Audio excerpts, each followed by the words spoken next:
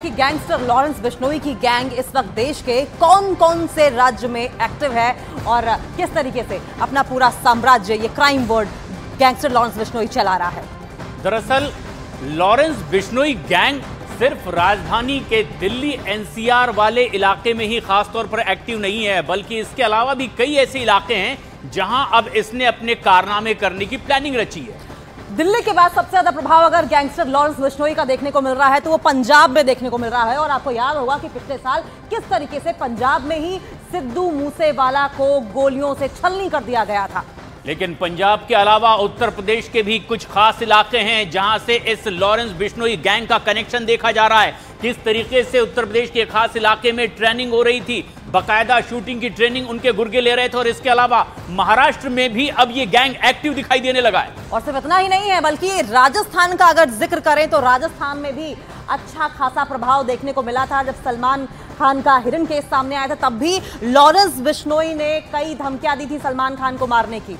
और महाराष्ट्र में खास तौर पर अब बताया ये जा रहा है कि सलमान खान को निशाने पर लेने के लिए कई बार प्लानिंग रची गई। इसके अलावा देश के कई और ऐसे इलाके हैं जहां तक लॉरेंस बिश्नोई गैंग एक्टिव है और अब बताया जा रहा है कि साउथ में भी अपनी पैठ जमाने की कोशिश में है। लॉरेंस बिश्नोई अपने गैंग के विस्तार की साजिश रच रहा है। दिल्ली, पंजाब और हरियाणा में मुख्य रूप से सक्रिय है ये गैंग। और अब दक्षिण भारत में भी अपनी जड़ें जमाने की कोशिश में लॉरेंस बिश्नोई गैंग नजर आ रहा है। और वो अपने खास गुर्गे पर इन जड़ों को फैलाने के लिए निर्भर है। आपको बताते हैं कि लॉरेंस बिश्नोई गैंग के खूंखार चेहरे कौन कौन से हैं। दरअसल ये तस्वीर के जरिए हम आपको समझाने की कोशिश करते हैं। गोल्डी बराड़ एक ऐसा शख्स जो कि एक बड़ी जिम्मेदारी लेता है इस लॉरेंस बिश्नोई गैंग को और ज्यादा फैलाने में। कुछ और नाम भी है। सिद्धू मूसेवाला हत्याकांड में भी गोल्डी बराड़ का नाम सामने आया था। किंगपिन माना जा रहा था, कनाडा में बैठा है। लेकिन इसके अलावा काला जठेड़ी लॉरेंस बिश्नोई गैंग में हथियार सप्लाई करने का काम करता है। और उसके अलावा एक नाम और बेहद खास है, नाम है सचिन बिश्नोई। सिद्धू मूसेवाला की हत्या का ये आरोपी है और कई और बड़ी वारदातों के लिए ये मुख्य आरोपी के तौर पर नामित है। लॉरेंस बिश्नोई का भांजा है सचिन बिश्नोई। लेकिन उसके अलावा बात करेंगे संपत नेहरा की। संपत नेहरा देखिए, ये वही शख्स है जिसकी सबसे पहले जिसे जिम्मेदारी दी गई थी सलमान खान को गोली मारने यानी कि हत्या करने की। और उसके अलावा अब एक और नाम जो सबसे ज्यादा चर्चित है और अब जबकि कुछ तैयारी पुलिस ने भी की है, जिसमें एक बड़ा नाम सामने निकल कर आया है, खुद भाई अनमोल बिश्नोई का। और बताया यह जा रहा है कि इससे पहले 3 बार सलमान खान की हत्या की प्लानिंग नाकाम हुई और ऐसे में यह जिम्मेदारी अब इसी अनमोल बिश्नोई को दी गई है। सलमान खान को निशाने पर लेने की जिम्मेदारी अब इसी अनमोल बिश्नोई की है।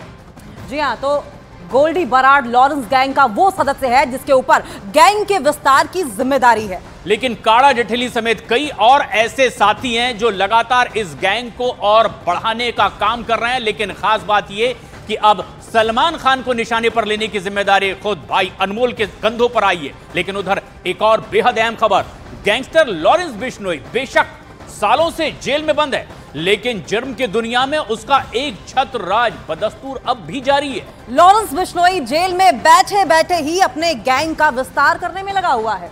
दिल्ली पुलिस के सूत्रों के मुताबिक लॉरेंस बिश्नोई का जिगाना पिस्तौल से अब मोह भंग हो चुका है और वो अब अपने गैंग में ज्यादा आधुनिक हथियार PS-30 पिस्तौल शामिल करने वाला है।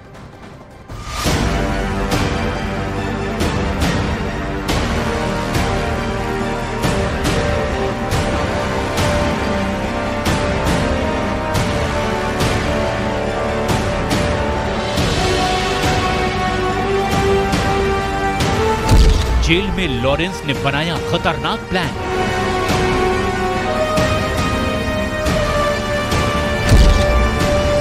जिगाना पिस्तौल से लॉरेंस का मोहभंग।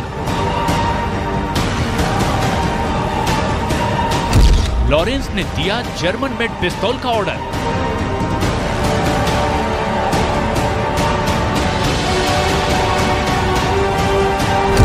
अब नए हथियार से आतंक फैलाएगा डॉन। जुर्म की काली दुनिया में लॉरेंस बिश्नोई लगातार अपनी पैठ मजबूत कर रहा है। हर रोज लॉरेंस बिश्नोई गैंग से जुड़े नए नए पर्दाफाश हो रहे हैं, जिन्हें जानकर किसी को भी हैरानी हो सकती है। सालों से जेल की सलाखों के पीछे कैद लॉरेंस बिश्नोई अपने गैंग को चला रहा है। जेल में बैठे बैठे ही वो अपने दुश्मनों को मारने की प्लानिंग कर रहा है। दिल्ली पुलिस के सूत्रों के हवाले से जो पर्दाफाश हुआ है वो बेहद चौंकाने वाला है। पुलिस के मुताबिक लॉरेंस बिश्नोई के लिए जिगाना पिस्तौल अब पुरानी बात हो गई है। पुलिस सूत्रों का दावा है कि उसने जर्मनी मेड नई पिस्तौल मंगवाने का ऑर्डर दिया है, जो जर्मनी की सेमी ऑटोमेटिक हेडगन PS-30 पिस्तौल है। PS-30 पिस्तौल जिगाना पिस्तौल से भी आधुनिक है, जिसकी कीमत करीब 8 से 10 लाख रुपए बताई गई। कुख्यात डॉन लॉरेंस बिश्नोई अपने गैंग को और मजबूत करने के लिए वर्ल्ड क्लास हथियार मंगवा रहा है और इस बार उसने अपने साथी और पंजाब से भगोड़े रणजीत सिंह डुपला का संपर्क किया है। बता रहे हैं कि रणजीत सिंह डुपला इस वक्त संयुक्त राज्य अमीरात में है और वो वहीं से लगातार अत्याधुनिक हथियारों की खेप लॉरेंस बिश्नोई गैंग को पहुंचा रहा है। रणजीत सिंह डुपला वो शख्स है जिस पर विदेशी हथियारों की तस्करी का आरोप है। विदेशी हथियारों की तस्करी के केस में फरीदकोट की जिला अदालत ने डुपला को दिसंबर 2017 में भगोड़ा घोषित किया था। कुख्यात गैंगस्टर रणजीत सिंह डुपला पंजाब का रहने वाला है। पंजाब में साल 2014 में उसकी गिरफ्तारी हुई थी और तब उसके कब्जे से अत्याधुनिक हथियार बरामद किए गए थे। रणजीत सिंह डुपला उसके बाद से भारत से विदेश भाग गया और इस वक्त वो यूएई में मौजूद है, जहां से वो लॉरेंस बिश्नोई और दूसरे गैंगस्टरों को अत्याधुनिक हथियारों की खेप पहुंचाता है। फिलहाल रणजीत सिंह डुपला कनाडा में है, जिससे जर्मनी मेड पिस्तौल PS-30 मंगवाने के लिए लॉरेंस गैंग ने संपर्क किया है और उसके जरिए भारी मात्रा में हथियार भारत मंगवाए जा रहे हैं। इससे पहले लॉरेंस बिश्नोई गैंग जिगाना पिस्तौल से अपने नापाक मंसूबों को अंजाम देता रहा है। जिगाना वही पिस्तौल है जिससे यूपी के गैंगस्टर अतीक अहमद और उसके भाई अशरफ की हत्या की गई थी।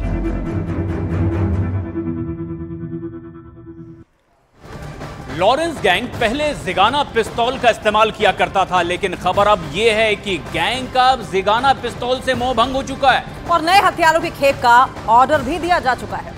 दरअसल लॉरेंस गैंग ने जर्मनी में बने PS-30 पिस्तौल का ऑर्डर दिया है। PS-30 सेमी ऑटोमेटिक हेडगन है और ये पिस्तौल जिगाना पिस्तौल से भी ज्यादा आधुनिक बताई जा रही है और इसकी कीमत करीब 8 से 10 लाख रुपए होने का दावा भी किया जा रहा है।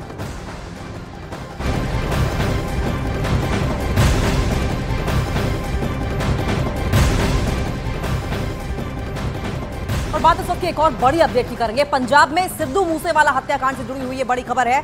दावा यह है कि हत्याकांड की साजिश यूपी में रची गई थी। शूटरों को अयोध्या में बाहुबली नेता विकास सिंह के फार्म हाउस पर बाकायदा फायरिंग करने की ट्रेनिंग भी दी गई थी। उसके साथ ही मूसेवाला हत्याकांड में शामिल शूटर्स की तस्वीर